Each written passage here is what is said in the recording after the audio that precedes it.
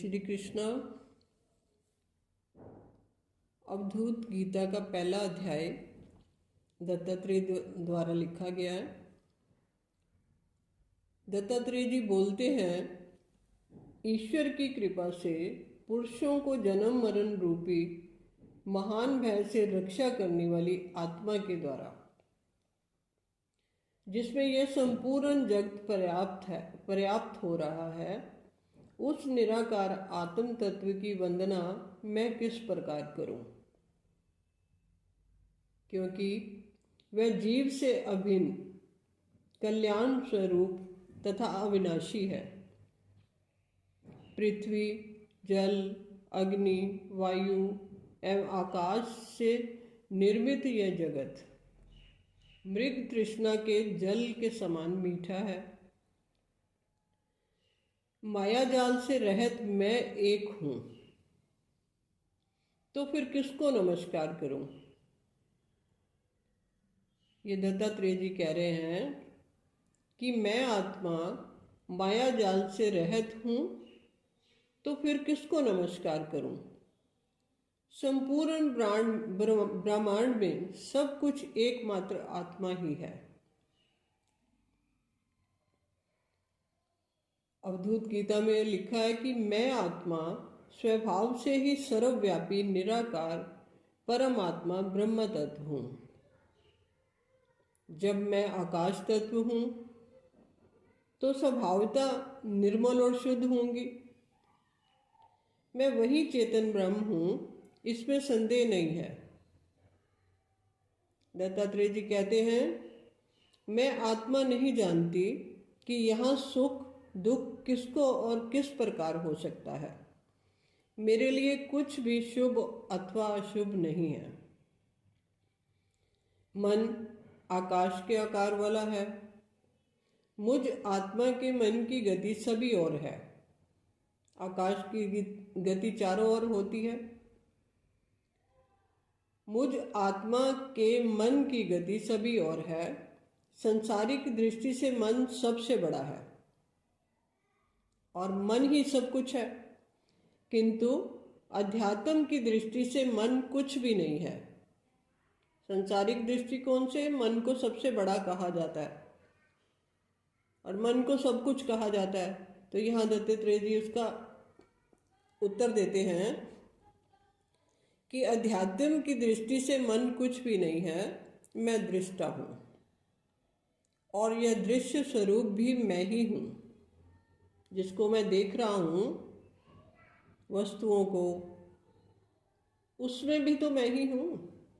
तो यह दृश्य स्वरूप भी मैं ही हूं। मैं ही असीम हूं। मैं इस आत्मा को प्रत्यक्ष अथवा अप्रत्यक्ष किस प्रकार देखूं। मैं संपूर्ण शरीर में आत्मा रूप में एक समान व्याप्त हूं। मैं शाश्वत तथा काव्य हूं। मैं ध्यान करने वाली हूं, तो किसका ध्यान करूं? अपना ही ध्यान करूं। कल्याण स्वरूप सर्वस्त्र सभी कार्यों में विद्यमान जो चेतन तत्व है, वह मैं ही हूं। मनुष्य उसकी प्राप्ति के लिए भ्रमित होकर व्यर्थ इधर उधर भटकता है। केवल आत्मा ही सब कुछ है। 7 तत्वों के साथ मेरा संबंध है। अग्नि, जल, वायु, धरती, आकाश, पारा और गंधक। ये 7 तत्व अलग अलग हैं और मैं आत्मा 8वां तत्व हूं। मैं इनसे भिन्न हूं, इनसे अलग हूं। हम सब एक दूसरे के पूरक हैं। माता पिता द्वारा शरीर की रचना होती है। सूक्ष्म शक्तियां पारा, गंधक और 5वें तत्व के सहयोग से एक शिशु शरीर तैयार होता है। जब ये 7 तत्व मिलते हैं, तब एक शरीर बनता है। जब मुझ आत्मा के रहने के लिए घर की 4 दीवारी बन जाती है, 90 दिन का पुतला तैयार हो जाता है, तब मैं आत्मा उस शरीर रूपी कुटिया में प्रवेश करती हूँ, गर्भ में प्रवेश करती हूँ। गीता में इसी शब्द का प्रयोग किया गया है कि प्रवेशतम, मैं आत्मा प्रवेश करती हूँ, इन सातों तत्वों में प्रवेश करती हूँ। इन सब तत्वों की यादगार अष्ट देवों के रूप में गाई जाती है। इष्ट देवों की यादगार को शंकर की जटाओं में सिर के ऊपर बिठाया गया है और कई धर्मों में 8 की माला दिखाई देती है। कई साधकों को गुरुद्वारों में इसको घुमाते हुए देखा जा सकता है। यह प्रकृति के अमर तत्वों की किसी न किसी तरह नमन वंदन करने की विधि है। गुरुद्वारों में श्री गुरु रामदास जी द्वारा रचित जाप साहब का सिमरन किया जाता है। जाप साहब में भी प्रकृति को नमस्कार करना सिखाया जाता है। 8 तत्वों को महत्व दिया गया है। इस पूरे ब्रह्मांड में ये 8 शक्तियाँ एक दूसरे के विपरीत कार्य करती हैं, बिखरी रहती हैं, अलग अलग रहती हैं, विनाश का कार्य करती हैं, पालना का कार्य करती हैं, परंतु शरीर में ये 8 शक्तियाँ एक ही घर में तालमेल बनाकर रहती हैं। 7 घोड़ों वाले मनुष्य रूपी रथ पर सवार होकर संसार में कार्य व्यवहार करती घूमती फिरती हैं। सूर्य के उदय होने से ये रथ गति पकड़ता है। शरीर रूपी रथ सूर्य के प्रकाश से चलता है। शाम होते होते जैसे ही सूर्य अस्त होने लगता है, पशु पक्षी जीव जंतु मनुष्य सब अपने घोंसलों की तरफ प्रस्थान करने लग जाते हैं। आत्मा को ये मालूम है कि मैं अपने इन चरम चक्षुओं से कुछ भी नहीं देख पाती, एक कदम भी नहीं चल पाऊंगी। जो नए साधक हैं उन्हें ये पता होना चाहिए कि हम अपनी आंखों से कुछ नहीं देख पाते, हम अंधे हैं। आंखों में कहीं से कोई प्रकाश पड़ता है तब हम देख पाते हैं। रात के समय घर में पड़े सामान से पैरों को चोटें खानी पड़ती हैं। अगर हम शंकर के चित्र को ध्यान से देखेंगे तो शंकर का चित्र चलता फिरता म्यूजियम नजर आएगा। शंकर के चित्र में बहुत कुछ विचित्र नजर आएगा। गायन है, चित्र में विचित्र को देखो, स्वयं में छुपे हुए विचित्र को, परम तत्वों को अपने शरीर में देखो। कहा जाता है कि अपने घर से ही शुरुआत करनी होती है। अपने को पहले पाल समझोगे तो ही परमात्मा को समझ पाओगे। खुद को हमने जाना नहीं और खोजने चले भगवान को। जैसे खुद के बारे में जान जाओगे उसी पल भगवान के बारे में, परमात्मा के बारे में जान जाओगे। अब सवाल है कि चित्र में विचित्र को देखना है। शंकर द्वारा 8 शक्तियों को सिर माथे पर सजा कर रखा गया है, मणकों के रूप में, माला के रूप में। ये 8 अमर विश्व शक्तियां हैं जो शरीर रूपी वस्त्र पहनकर इस दुनिया का रंग बिरंगा मेला देखने संसार में आती हैं। संसार रूपी और संसार रूपी सुंदर मेले में आकर उलझ जाती हैं, अर्थात संसारिक कार्य व्यवहार करती हैं और मोह में, माया में, मृग तृष्णा में फंसती ही चली जाती हैं। यहाँ माया का अर्थ है मायावी, चमत्कारी, उलझी हुई वस्तुएं, पदार्थ। दूसरा माया का अर्थ होता है लोभ, लालच, जितनी जरूरत है उससे भी ज्यादा लोभ लालच आ जाना, संग्रह करना। यही दुख का कारण बनता है। हमें याद रखना है कि जन्म से पहले ही माँ के आंचल में दूध की व्यवस्था कर मुझ आत्मा द्वारा करवा दी गई थी, तो चिंता किस बात की। शरीर में छुपी मुझ चैतन्य शक्ति, विश्व शक्ति से बात करने की विधि सीख लो, जो चैतन्य गुरु द्वारा सीखने को मिल जाएगी। तालमेल बिठाने की विधि सीखनी है। जैसे मैं आत्मा अपने आँखों द्वारा अपने मुख को नहीं देख सकती। मुख देखने के लिए मुझे सामने आईना रखना पड़ता है, शीशा रखना पड़ता है। वैसे ही शरीर मुझ आत्मा को नहीं देख पाता, इसलिए चिंतित हो जाता है, इसलिए भ्रमित हो जाता है। आठों शक्तियों से शरीर कैसे बनता है? जब उनके ऊपर 9वां शरीर रूपी वस्त्र चढ़ जाता है, जिसकी यादगार शंकर की दोनों भुजाओं में मोतियों की माला बंधी हुई है। उस माला में 9 मोती दिखाए जाते हैं। जब 9 विश्व शक्तियां मिलकर एकजुट हो जाती हैं, तब ये विश्व शक्तियां परमात्मा की भुजाओं का कार्य करती हैं, प्रकृति का कार्य करती हैं। 9 शक्तियां राइट साइड पर बंधी होती हैं और 9 शक्तियां लेफ्ट साइड पर बंधी होती हैं। इसके भी 2 अर्थ निकलते हैं। 9 पुरुष तन और 9 नारी तन मिलकर कार्य आगे बढ़ाते हैं। इस तरह से 18 शक्तियां मिलकर कार्य करती हैं। माँ दुर्गा की शक्तियां, माँ काली की शक्तियां। माँ दुर्गा की शक्तियां दुर्गुणों को मिटाकर पालना करती हैं और माँ काली की शक्तियां विनाश के निमित्त बनती हैं। यहाँ पर चर्चा बेहद की हो रही है।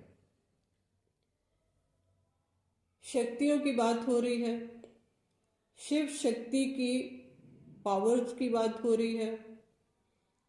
8 शक्तियों को बांध के रखने वाला माला के ऊपर एक मनका होता है जो गिनती में नहीं आता, और वो 8 मोतियों को बांध के रखता है। तब ये माला नवरत्न कहलाती है। 8 मन के गिनती में आते हैं, 9वें ने उनको पकड़ा होता है, तब उसकी गिनती तो नहीं होती, परंतु वो 9वां होता है, भले वो माला से बाहर होता है। शरीर रूपी धागे से इन अमर शक्तियों को बांधकर गुलदस्ता बनाया जाता है, तो ये नवरत्न बन गए। 9वें की गिनती इसलिए नहीं होती क्योंकि शरीर विनाशी तत्व है, बनता है, बिगड़ता है, मात्र बांधने का ही काम करता है। अब बात करते हैं 108 की। पहले तो अभी बात हुई कि 8 मन के शंकर जी की जटाओं में मोतियों के रूप में बांधे हुए हैं, जो नूरे रतन कहना चाहिए, सिर माथे कहना चाहिए, उन्हें सजा के रखा हुआ है।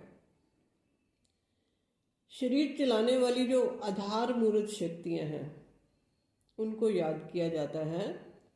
ये 12 के ग्रुप में होते हैं, तो 12 को 9 से अगर भाग करते हैं तो 108 बनता है, तो 100 आत्माएं और जुड़ जाती हैं। 8 तत्वों को बांधने वाला शरीर परमात्म शक्ति का मूल्यवान श्रेष्ठ से श्रेष्ठ रचना है। उदाहरण के तौर पर फूलों के गुलदस्ते को बांधने के लिए रस्सी का होना अनिवार्य है। अलग अलग फूलों को एक साथ बन जाने के बाद गुलदस्ते की कीमत बढ़ जाती है, फूलों पर निखार आ जाता है, फूल गुलदस्ते के रूप में अपनी सुंदरता बिखेर पाते हैं। तो संसार को चलाने वाली यही 9 शक्तियों का गायन नवरत्न के रूप में मंदिरों में किया जाता है। इन्हीं तत्वों की यादगार में हाथों में 9 रत्न की अंगूठियां पहनी जाती हैं। नवरत्न का बहुत महत्व माना जाता है। शंकर के गले में 108 की माला पहनी हुई होती है। इस संसार को चलाने के लिए संसार में महान ते महान उच्च कोटि के संत महात्मा ऋषि की यादगार में 108 मन के शंकर के गले में विराजमान है, और उनके बताए हुए संदेशों को आदर्शों को धारण करने के लिए 16,108 का गायन है, जिसकी माला भी शंकर के गले में दिखाई जाती है। 16,108 की माला भारत के एक मंदिर में दिखाई जाती है, चरखी के ऊपर बांधकर दूर तक रखा हुआ है। उसमें 16,108 मन के पिरोए हुए हैं। वहाँ के लोग उसको छू कर एक चक्र पूरा करते हैं। आठों परम तत्वों का मुकाबला इस संसार रूपी सृष्टि पर कोई आत्मा नहीं कर सकती, भले कितनी भी सात्विक हो। नौवां तत्व जो आठवां तत्वों के साथ बंध जाता है, उसके भी गुण धर्म संस्कार तो आएंगे ना। जैसे ही आठ परम तत्व एक जगह इकट्ठे हो जाते हैं, उसके बाद ये 100 का आंकड़ा और जुड़ जाता है, तो 108 बन जाता है। अगर बेहद के दृष्टिकोण से देखते हैं तो ये आत्माएं नंबरवार है। जो बाद में 100 आत्माएं आती हैं वो नंबरवार कार्य करती हैं, अपने कर्मों से इनके नाम पढ़ते हैं।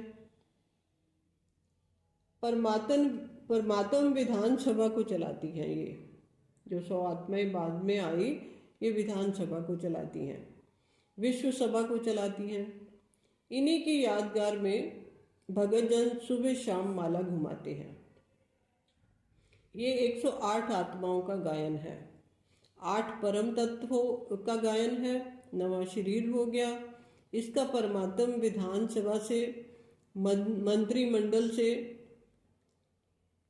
कोई गायन नहीं है।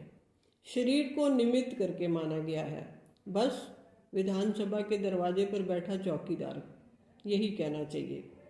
शरीर जरूरी है और 8 परम तत्वों से बनी 101 आत्माएं, जिनसे संसार के नियम बनवाए जाते हैं, कायदे कानून बनवाए जाते हैं, जो उच्च कोटि के ऋषि मुनि देवी देवता स्वरूप में कार्य करते हैं, जिनकी मंदिरों में सुबह शाम पूजा होती है। सभी मनुष्य भय से पूजा करते हैं कि कोई देवी देवता उनसे नाराज ना हो जाए, रुष्ट ना हो जाए। यही 101 आत्माएं उपदेश देती हैं, उनके द्वारा संसार को मार्गदर्शन मिलता है। कर्ता धर्ता के रूप में इन आत्माओं में 100% निस्वार्थ भाव बना रहता है। जैसे बुद्ध हुए, महावीर हुए, कबीर साहब हुए, रविदास जी हुए, बुल्ले शाह हुए, मीरा हुई, जीसस क्राइस्ट हुए, मोहम्मद हुए, ये नानक जैसी महान ते महान विभूतियाँ। उसके बाद का मंत्रिमंडल 16,000 विशेष पुरुषार्थी आत्माओं का नंबरवार कार्य करता है। ये सभी आत्माएं 33 खंडों में विभाजित होकर कार्य करती हैं। अदृश्य शक्ति का ये परिवार है।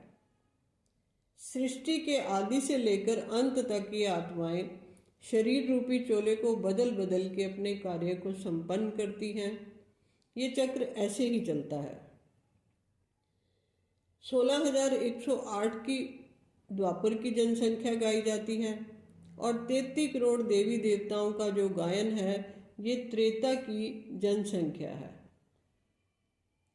यहाँ से शुरुआत होती है। ये विश्व शक्ति के, शिव के बेहद के परिवार का इस तरह से गायन है कि 8 आत्माएं विशेष कार्य करती हैं, फिर उसके साथ 100 आत्माएं और जुड़ जाती हैं, फिर उनके साथ 16,000 आत्माएं और जुड़ जाती हैं। अध्यात्म जगत की भी इसी तरह की कहानी है। ये शिव परिवार की कहानी गाई गई है, अभी अध्यात्म जगत की कहानी है, फिर एक सांसारिक जगत की भी कहानी अलग है। जैसे स्कूल की एक क्लास में 40 बच्चे पढ़ रहे हैं, परंतु फर्स्ट, सेकंड, थर्ड 3 बच्चे ही निकल पाते हैं। आगे चलकर उन्हीं का गायन होता है। बाकी बचे 37 बच्चों को कोई याद ही नहीं करता।